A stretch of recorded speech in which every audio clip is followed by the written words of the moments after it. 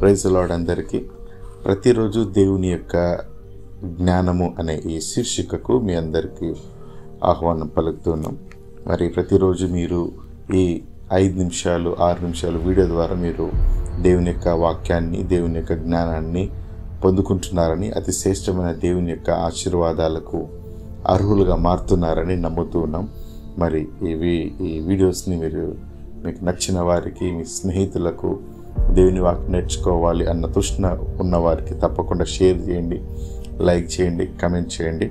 దేవుని యొక్క వాక్యం నేర్చుకోవడం ద్వారా మన హృదయానికి నెమ్మది కలుగుతుంది. ఆ నెమ్మది ప్రపంచంలో ఏమి పొందుకున్నా రాదు, కానీ దేవుని యొక్క శ్రేష్టమైన వాక్యాన్ని వినడం ద్వారా, కొత్త సంగతులు, గొప్ప సంగతులు నేర్చుకోవడం ద్వారా మన హృదయానికి ఎంతో నెమ్మది పొందుతాం.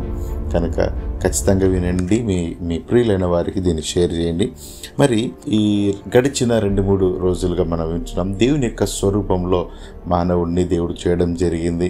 మనుషులకు దేవుడు ఇచ్చిన గొప్ప వరం ఏదన్నుందంటే బుద్ధిని నేర్చుకోవడము, అదేవిధంగా ఆలోచన శక్తి కలిగి ఉండడం అనేది దేవుని యొక్క స్వరూపంలో ఒక భాగము. కనుక దేవుడు మనకు అనేకమైన గొప్ప ఆశీర్వాదాలు ఇచ్చాడు. అందులో ఇది కూడా ఒకటి.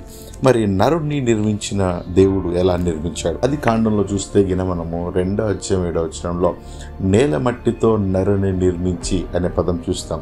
బైబిల్ గ్రంథంలో చూద్దాం రండి. కీర్తనల గ్రంథం 139వ అధ్యాయం 15వ వచనంలో ఇలా ఉంది: నేను రహస్యమందు పుట్టిన నాడు, భూమి యొక్క అగాధ స్థలములో విచిత్రంగా నిర్మింపబడిన నాడు అంటారు. అగాధ స్థలములో దేవుడు విచిత్రంగా నిర్మించిండంట. ఏంటిది అగాధ స్థలంలో దేవుడు విచిత్రంగా నిర్మించిన విధానాన్ని మనం ఆలోచన చేస్తే మనము భూమి యొక్క దాదాపుగా మనం ఒక 6000 కిలోమీటర్ల లోతుకు వెళ్తే అక్కడ జిగట మన్ను ఉంటుంది. అందుకే యోబు గ్రంథం 10వ అధ్యాయం 9వ వచనంలో ఈ విధముగా ఉంటున్నది: జిగట మన్నుగా నన్ను నిర్మించితివి. అంటే మన యొక్క శరీరాన్ని దేవుడు నిర్మించిన విధానం జిగట మన్నుగా. ఏంటి జిగట మన్ను అని మనం ఆలోచన చేస్తే భూమి యొక్క అగాధంలోనికి వెళ్తే 6000 కిలోమీటర్లు మన లోతుకు వెళ్తే అక్కడ జిగట మన్ను దొరుకుతుంది.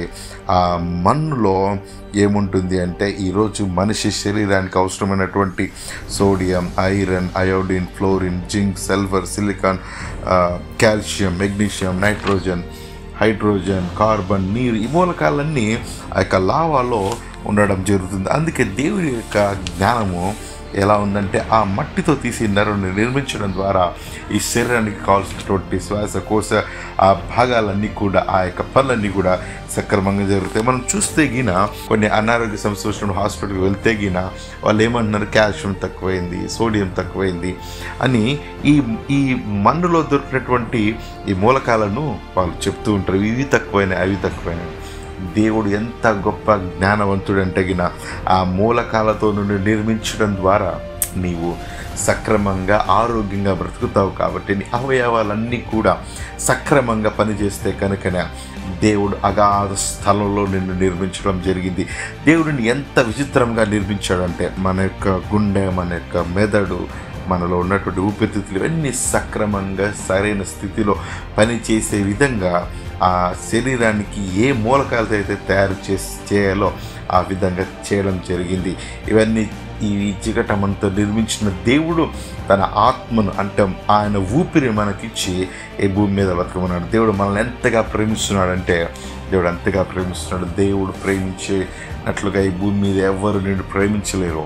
కానీ ఈరోజు శాస్త్రవేత్తలు ఏమంటున్నారంటే ఉన్నత జ్ఞానాన్ని పరిశీలించుకోకుండా మనిషి కోతి నుంచి వచ్చాడంటే, ఒకవేళ మనిషి కోతి నుంచి వచ్చాడు అన్నదాన్ని మనం ఆలోచన చేస్తే దేవుడు మనిషికి చోట ఆయుష్ 70 సంవత్సరంలో అధిక బలం ఉన్న ఎడలా అని మాట్లాడతాడు. సైంటిస్టులను అడిగితే కోతి ఆయుష్ మహా అయితే ఆరోగ్యంగా జీవిస్తే, పరిస్థితులని బాగుంటే కేవలం 30 సంవత్సరాలు మాత్రమే బ్రతుకుతుంది. కానీ దేవుడు అన్ని నిర్మించి ఆయుష్ కాలాన్ని 70 సంవత్సరములు అని నిర్ణయించినాడు.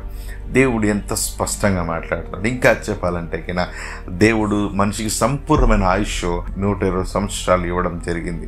కనుక నా ప్రియ సహోదరి సహోదరులారా, దేవుడు నిన్ను జిగట మన్నుగా, విచిత్రమైన మన్నును తీసి నిర్మించాడు. అందుకే నీకు సోడియము, కాల్షియము, కార్బన్ ఇవన్నీ కూడా అవసరమైంది. ఇవన్నీ కూడా ఈ మూలకాలన్నీ కూడా నీలో ఉన్నాయి. అవి దేవుడు ఇచ్చినటువంటి గొప్ప వరం. ఒకవేళ మనం సైంటిఫిక్గా ఆలోచిస్తే గిన ఈరోజు మూలకాలు ఎన్ని ఉన్నాయి భూమి మీద అంటే గిన 118 మూలకాలు ఉన్నాయి. మన యొక్క బాడీలో ఎన్ని మూలకాలు ఉన్నాయో తెలుసా? దాదాపుగా 64-69 మూలకాలతో దేవుడు నిర్మించున్నాడు. దేవుడు ఎంత జ్ఞానంతో నన్ను నిర్మించాడంటే ఏ మూలకం నీకు అవసరమో ఆ మూలకాలన్నీ కూడా నీకిచ్చి, జ్ఞానాన్నిచ్చి, ఆయుష్నిచ్చి, తన రూపాన్నిచ్చి, తన ఆలోచన శక్తినిచ్చి నిన్ను బతకమన్నాడు, నిన్ను జీవించమన్నాడు. ఆయన కోసము నిన్ను జీవించమన్నాడు. నా ప్రియ సహోదరి సహోదరులారా, దేవుడు నిన్ను నిర్మించినాడు. నీ శరీరము దేవుని ఆలయమైనది మర్చిపోకు. ఆ దేవుని ఆలయంతో నువ్వు తప్పు చేయొద్దు. ఆ దేవుని ఆలయంలో దేవుని ఆత్మ ఉండాలి, కానీ సాతాను ఈ లోకాశలు ఏమి ఉండకుండా చూసుకొని ఆయన కోసం బతకవలసిన సమయం ఇదే. నా ప్రియ యవ్వన జనాంగమా, నీ శరీరము పాడు చేసుకోవద్దు, అది పరిశుద్ధంగా కాపాడుకో. God bless you all.